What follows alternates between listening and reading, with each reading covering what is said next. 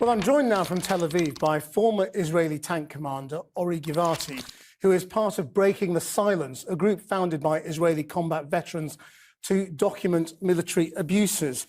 Thank you for joining us. Having served in the IDF, do you trust it to tell us the truth about what happened in this and all the other incidents it's been asked to investigate? Thanks for having me.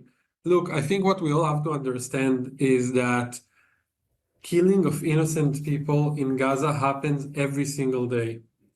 And I've seen the remarks by the military spokesperson, by the chief of staff, by Netanyahu, saying this happens in war, all of those things that are basically meant to sound good in the international community's eyes. The problem here, to your question, the problem here is that no matter what investigation the military will do about this specific incident, the way that we fight in Gaza for decades, is designed in a way that allows us to kill innocent people. Well, just explain that. How is it designed that way?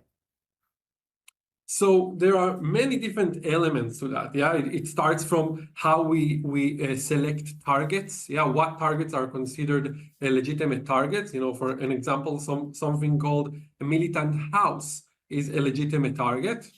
So if I'm here in my house in Tel Aviv, Israel would and I served in the military, right? So Israel thinks my house is a legitimate target. You know what I mean? If I'm on the other side, that's one example. Another example is that every target has a number attached to it, and that number is the amount of innocent civilians that are legitimate to kill in order to destroy that target.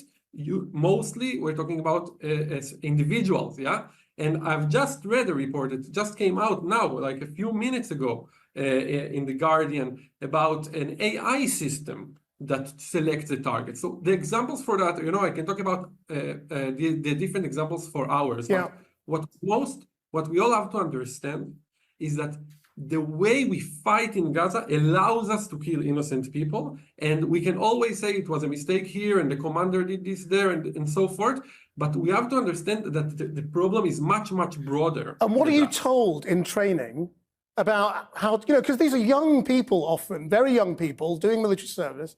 What are you told about the killing of civilians?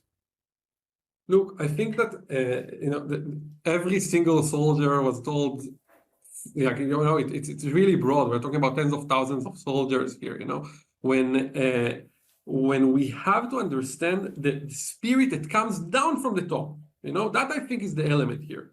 The spirit today is a spirit of extremely easy finger on the trigger, and that I think is one of the major causes for what happened to the aid workers, Because when we have government ministers like Ben Gvir and Smotrich and also Gallant and others, encouraging killing, encouraging destruction, there is basically zero repercussions for killing of innocent Palestinians, not only in this war, but now more than ever. There is also no incentive for a soldier to not shoot, because there will be no price paid.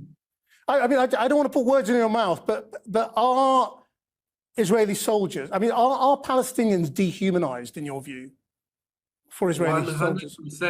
100%. And we have been, I personally, one of the things that made me come out, speak against the occupation that I took part in as a soldier is the dehumanization of Palestinians. And it starts decades ago. It's not new for the last few months, but when you occupy millions of people, invade their homes, disrupt any kind of normal lives for them, when you treat the militants exactly the same as you treat the innocent for decades, all of them become our targets, all of them become dehumanized, and even more so when we have leaders, and this is new for the last year, we can say, leaders that are encouraging this. Ori Givati, thank you very much indeed for joining us.